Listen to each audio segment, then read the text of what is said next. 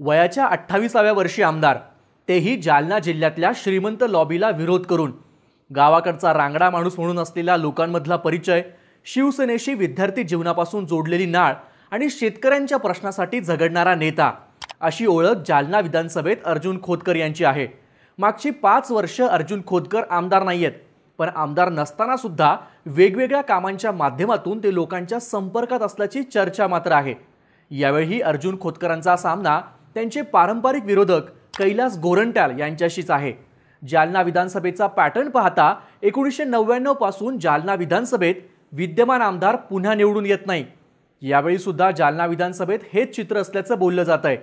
पण जालना पॅटर्न सोबतच खोतकरांना प्लसमध्ये घेऊन जाणारे इतरही काही मुद्दे आहेत। हे जालन्याचं समीकरण नेमकं काय आहे पाहूयात या व्हिडिओतून।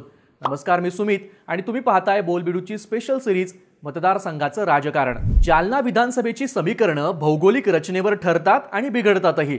जालना विधानसभेत शहरी आणि ग्रामीण असे दोन्ही भाग। आकड्यांमध्ये सांगायचं झालं तर 70% भाग शहरी तर 30% भाग ग्रामीण। त्यामुळे नुसता शहरी भागावर होल्ड असून चालत नाही, तर ग्रामीण भागातल्या लोकांशी सुद्धा संपर्क असला पाहिजेत।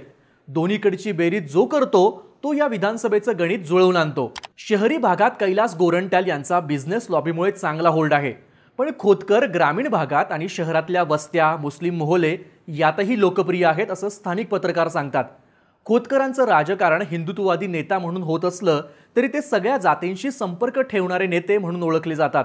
मागच्या 5 वर्षात ते आमदार नसले तरी त्यांनी मुख्यमंत्री शिंदे यांच्या मदतीनं वेगवेगळे प्रकल्प आणल्याचं चित्र मतदारसंघात आहे। खोतकर यांच्याबद्दल बोलायचं झालं तर अर्जुन खोतकर 1990 साली पहिल्यांदा शिवसेनेच्या तिकिटावर आमदार झाले। संभाजीनगरमध्ये 1990 साली शिवसेनेची मुहूर्तमेढ रोवल्यावर जे काही शिवसेनेचे नेते निर्माण झाले त्यात अर्जुन खोतकरांचा समावेश होतो। पण यात खोतकरांचं वेगळंपण असं की त्यांनी ग्रामीण भागात शिवसेना वाढवली आणि रुजवलीही।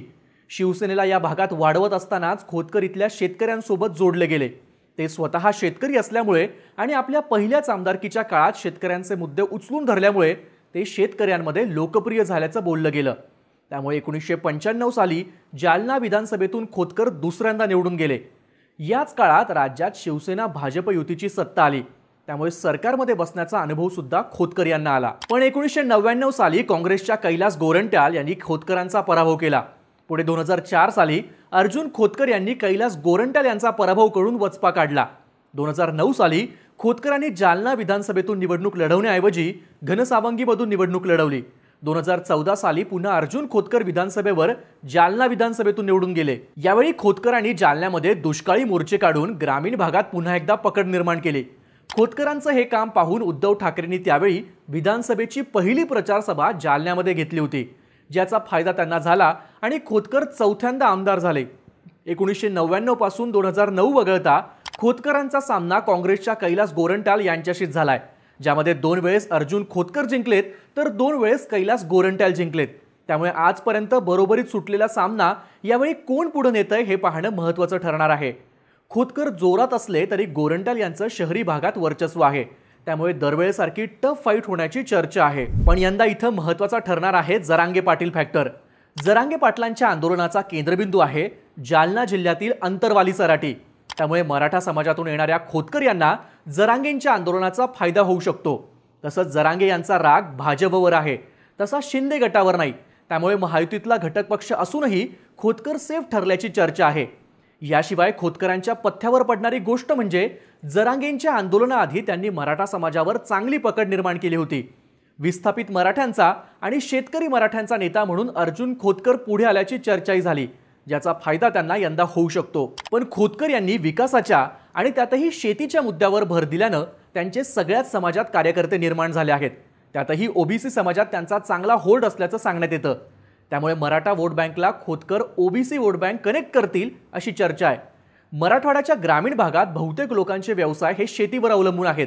खोतकरांनी 2014 साली ज्यावेळी आघाडी सरकारच्या विरोधात दुष्काळी मोर्चे काढले होते, त्यावेळी ग्रामीण भागातील बहुतेक जाती खोतकरांशी जोडल्या गेल्या आहेत। खोतकरांच्या विरोधात असणाऱ्या कैलास गोरंट्याल यांची वोट बँक ही शहरी आहे।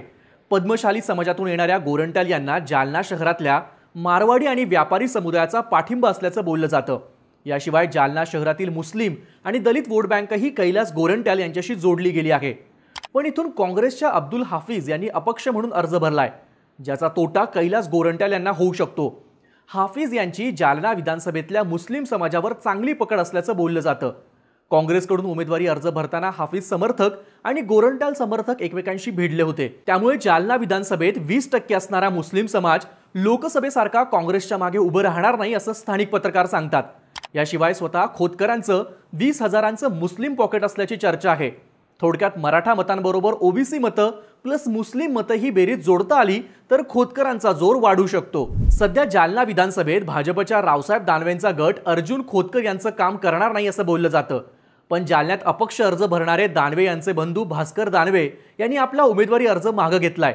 त्यामुळे यंदा खोतकर आणि दानवे समीकरण बसू शकतं, कारण भोकरदन विधानसभेत खोतकरांची मदत रावसाहेब दानवे यांच्या पुत्राला म्हणजे संतोष दानवे यांना महत्त्वाची ठरते.